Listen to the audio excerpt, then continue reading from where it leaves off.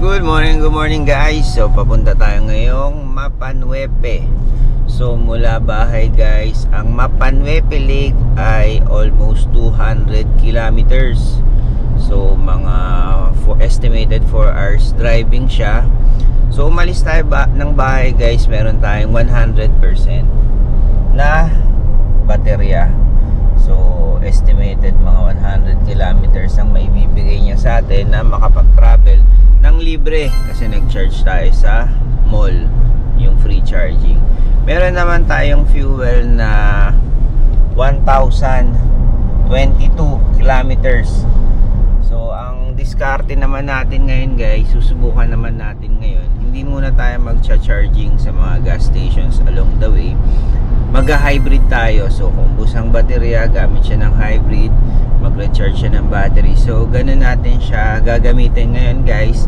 Tapos para magkaroon tayo ng estimate kung magkano ang magagastos kapag hybrid naman ang ginagamit natin. Right guys, so nandito kami sa NLEX ngayon. Driving muna kami. So Mapanwepe Lake.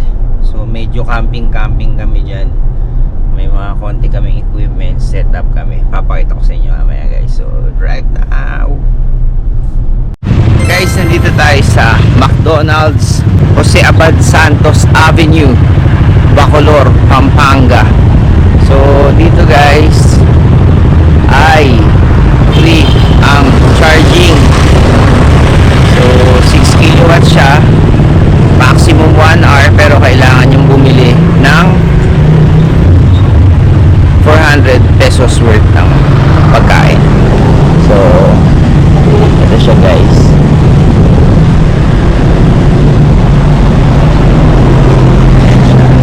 So charging niya siya. Kung bibili ka guys ng 400 worth ng food, so pwede kang mag-charge ng 1 oras sa kanilang charging station.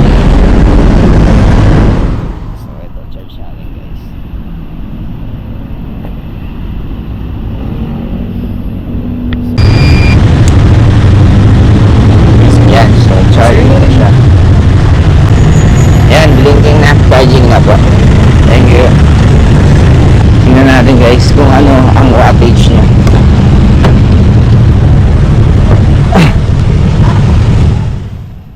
So charging para power, meron siyang 6. So pwede na rin yan. Fast na rin yan. Another EV charging tips na naman tayo guys. Kain muna tayo guys while waiting. Ang laki nito guys, so bagong water park.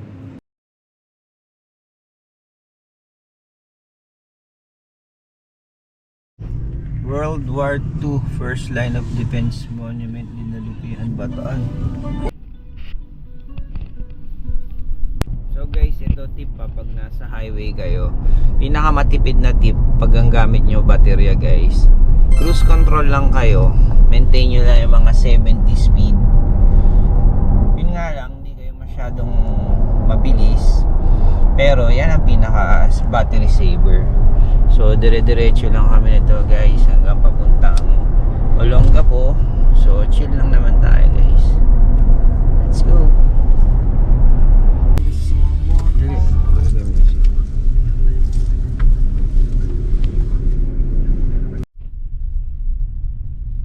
Subic Bay, Freeport.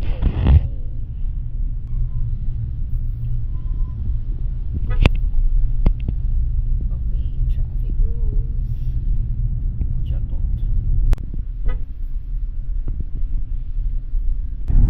So guys, dito sa Olongapo, medyo sigsag ang mga daan paakyat. So marami nagtatanong kamusta ba ang hatak ng pure battery na paakyat ng pa-incline, bundok o kung ano man, basta incline. Actually, mas para sa akin mas malakas siya at saka mas mabilis yung response niya. Siguro dahil kuryente. Kung didiinan mo nga to, may one time ako paakyat ng Baguio nag-skid pa kasi medyo nagulat ako dun sa overtake. Nag-i-scratch siya. So malakas talaga. Kumbaga, kung tatanungin nyo kung kaya niya, kayang-kaya niya. So parang ito, two wheel front lang to na ang makina niya dun gumagalaw, tas ang lakas niya pa. So what if kung 4x4 pa na mga EV, so mas malalakas yung mga yun. Right. So guys, so medyo traffic pababa. Hindi man traffic pero mabagal lang yung pababa. Makikita nyo guys, so hindi na ako masyado naggagas. So pag ganyan, nagre-regenerate siya ng baterya, nagcha-charge ang kanyang baterya. So ayun, mas mahaba yung may tatakbo ng baterya nyo. So kung gano'n ang mga style of driving, so at gawin yung advantage yung roads pag pababa para makapag-regenerate kayo. So mas mahaba pa yung mga kilometers na magagamit ng baterya nyo.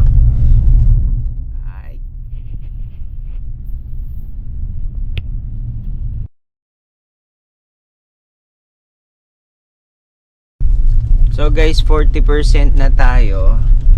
So gusto nating magkarga ng baterya para mamaya dun sa campsite, kahit pa paano may battery kami, pwede kami mag-aircon sa loob, manood na YouTube, Netflix dito sa monitor natin. So ang gagawin natin guys, mag-hybrid na tayo. So meron tayong 1,000 to 21 kilometers for na gasoline. So mag-hybrid na tayo, mababawasan na yun. Tapos first battery saver tayo. So SOC 70 maximum yan. So para magkakarga ang ating baterya. So ayan muna ang ating settings ngayon para magtipid ng baterya at para mapataas natin yung charge ng ating baterya. Mamaya sa campsite makapag-aircon tayo. Nice.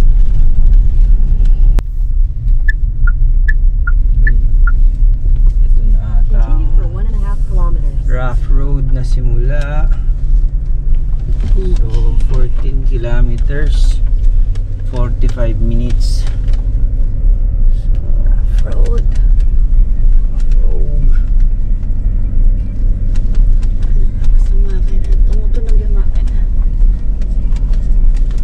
So guys, merong isang option pala tong Jetour. So Sport, Eco, Normal, Sport, Snow. So ayun yung Snow. So Snow, Sand, subukan natin siya. So ngayon ang gamit natin hybrid. So gasolina. Kung ang primary naka-open ngayon, tapos kinakargahan niya yung baterya na merong primary, naka-hybrid tayo. Tapos force battery, so primary niyang kargahan yung baterya, so kasabay yung pag-andar ng sasakyan. So para mamaya meron tayong baterya sa site, pwede tayong mag-aircon at manood ng Netflix, YouTube sa kotse kung may signal. So bye-bye muna natin to guys.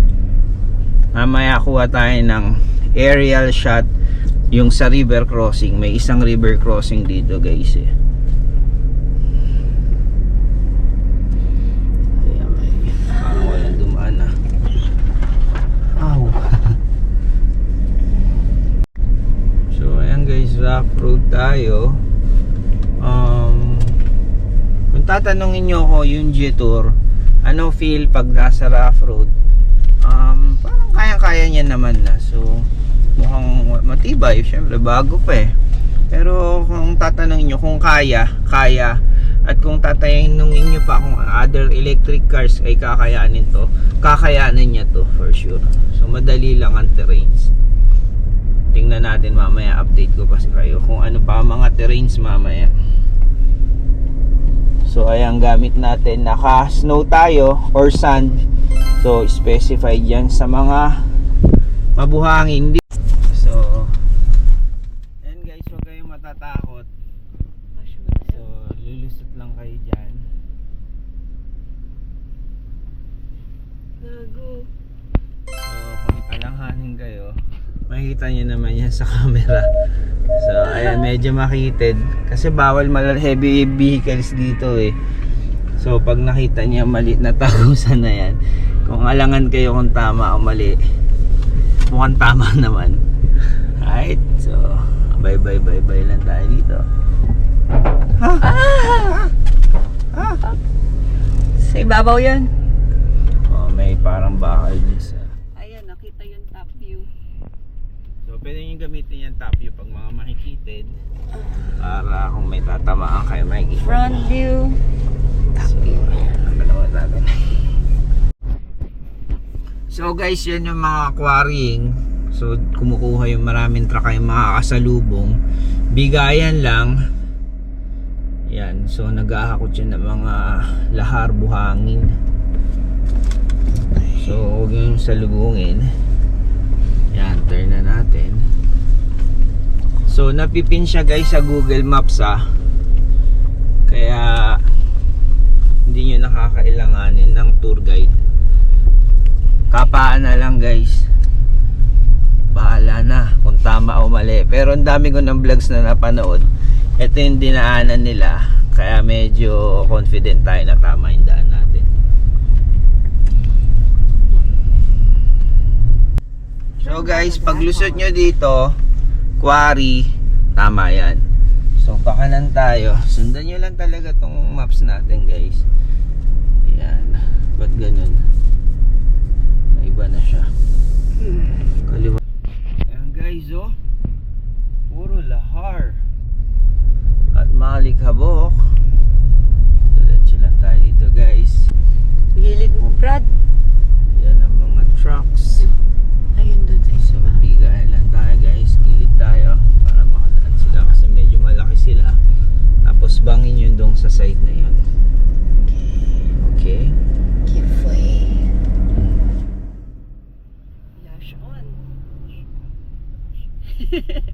Kawawa na nakamotor. Yung. Wow. Guys, ito yung Mount Pinatubo. Guys, ang rahars.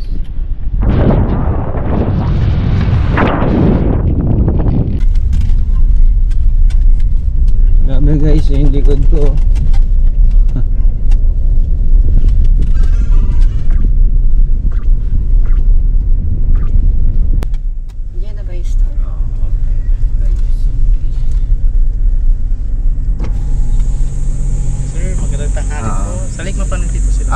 Bali, 3 adult, tas 2 bata. Natanong ko lang sir, magpapasis po ba sila sa guide? Hindi na siguro, kaya kami yan. Bali sir, kung ipagpapasis, kailan nagaling na po ba sila sir? Galing na ako dun. Ma'am, sir. Magkano ba pag tour guide? 800 lang po yun sir. So, ecotourism fee, 30 adult, senior 20, children 10. So guys, ito yung binigay nilang katibayan na nagbayad ka ng ecotourism payment. So, ayan, 100 na lang, diniscountan kami. So, 100 lang ang binayad namin. Ecotourism fee. Hindi na kami kumuha ng tour guide. Yun, hindi na kami kumuha ng tour guide. 800 per tour guide. So, tayo na lang. Madali naman na pag nakarating na tayo doon.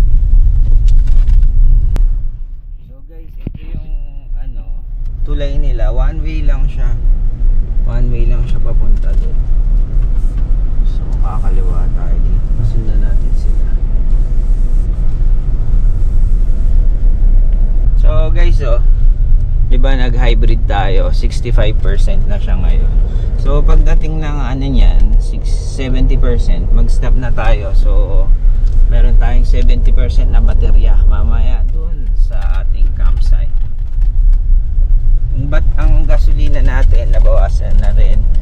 Kaninang 1,022, ngayon 999 na lang. So mamaya magkukompute tayo estimates magkano yung na-consume nating gasolina. Pero sa ganyang ratios, mukhang konti lang at mura lang ang ating nagastos. So yan guys, susundan natin yung mga yan. Kakanan tayo dyan.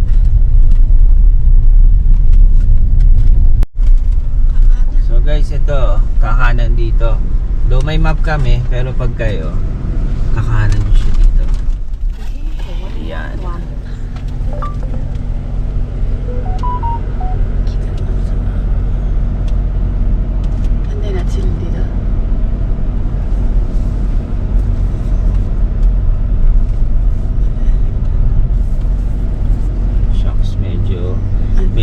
mabalahaw dun guys. Okay. Dapat sundan nyo lang tong trucks, no? Buhangin. Ayun. Pinush. So dito muna tayo guys. Antay natin sila.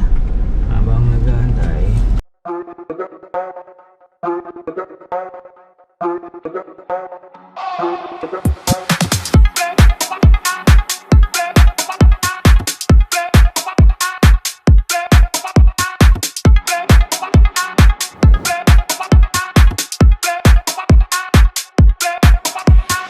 Take me to Nirvana, a place with no more drama, a heaven where we've never been.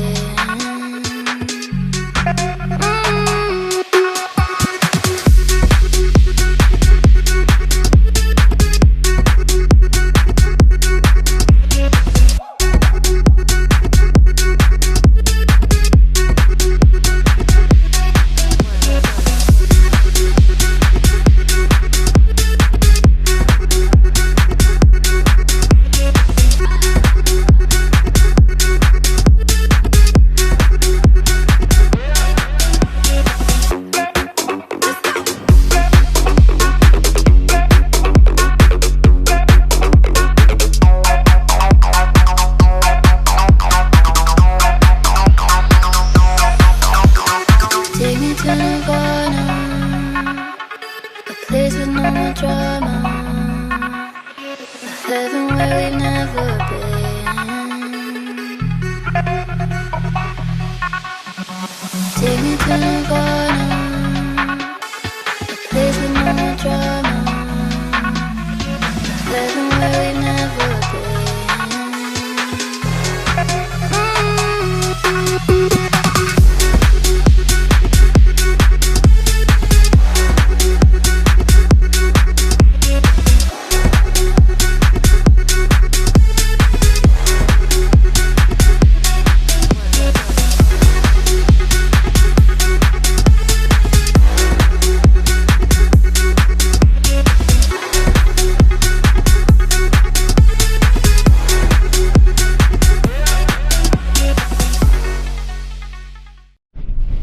So guys, dito sa Alahar medyo nakaka-nervous rin kasi nakakatakot mabalahaw eh, oh. So hahanapin nyo lang yung spot guys na maganda, yung matigas. So ayun, usually ang nakakaalam yan yung mga guides, kaya susundan nyo lang. Kung wala kayong guide, susundan nyo lang yung mga coaching may guide. So kung saan sila dumaan, doon din kayo dadaan para hindi kayo mabalahaw. So eto, maswerte lang tayo guys, meron tayong sand option o yung snow eh. So kahit pa paano, talagang kumakapit yung gulong natin sa mga buhanging makakapal o lahar, kaya hindi tayo masyado nahihirapan yung sasakyan natin. Ayan guys, pababa tayo ng river crossing tayo guys. So Naka-hybrid ka. medyo nervous tayo. Lagay natin siya sa battery electric natin, tapos smart battery na natin, tapos ito tayo battery electric. So yan guys, bye bye na natin ang nakakatakot na parte. Nakakatakot talaga. So tayo ay tutulay dito. Huwag mong hihinto. Ay, nakakatakot. Pero kayang kaya ng T1 na malupit na T1. Nakaka-nervyos. Hey, nakalusot ang ating T1.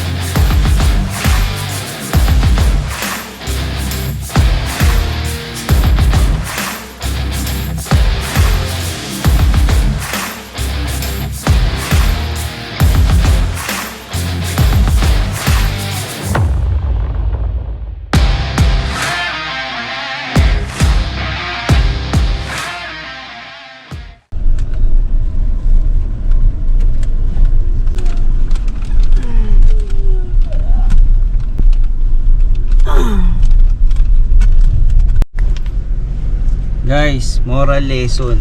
Hindi kami kumuha ng tour guide, no? Naligaw-ligaw kami sa papasok ng Mapanuepe. Wala kang mapapagtanungan, walang katao-tao. Maswerte lang tayo na ito si ating naka-tricycle nabalahaw sa isang lugar dito. Tinulungan natin. Tapos nagpasama na rin tayo, nagpahatid tayo kung saan tayo yung camping site natin. So ito si ate. Thank you ate, shout out.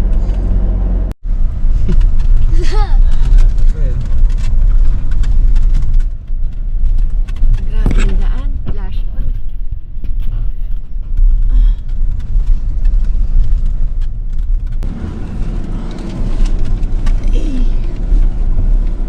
Off-road.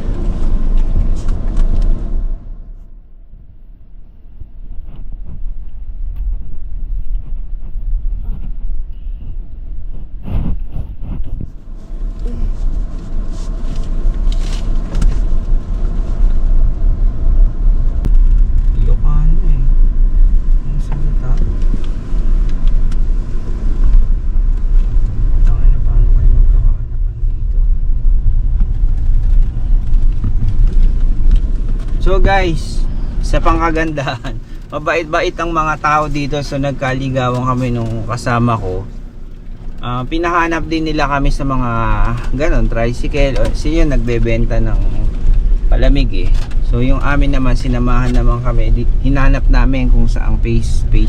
So phase 2, inisa-isa namin. Hanggang magkakakilala sila doon, alam nila may hinahanap na mga tao. Ayun sila oh. So eto, dito na kami, nagkahanapan na kami. Medyo maraming struggle ang pag namin dito sa Mapanuepe, pero tingin ko mukhang sulit, mukhang maganda. Ayun na yung ganun.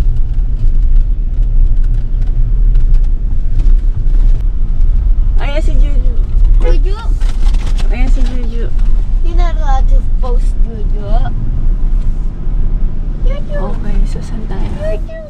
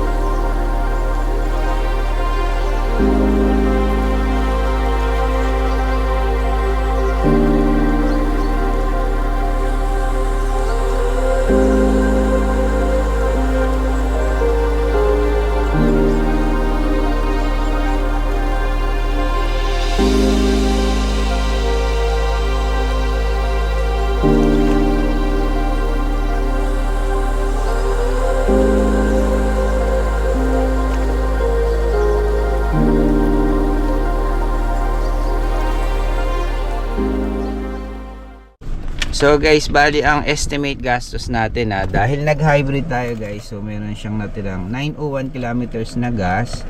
So nag-hybrid tayo. So estimate na lang tayo 10%. So 6,000 pesos siguro full tank nito nung full tank natin. So mga estimate 600 pesos to 700 pesos ang nagastos natin. Gas, hybrid. So nag-charge siya ng baterya. Tapos si battery kino-consumption din natin ng kilometers. So ayun, meron pa kaming ang 72 kilometers. So magagamit namin pabalik. So yun, 600 one way. So yung 72 kilometers na to pwede rin gamitin as battery sa camping nyo. Nice. Matipid naman siguro, no? 600 pesos to 700. Mapanuepe, 200 kilometers. Let's go guys. So bali tayo guys, no, day tour lang tayo. Marami dito nagka-camping overnight. So tulad nila, overnight sila dyan.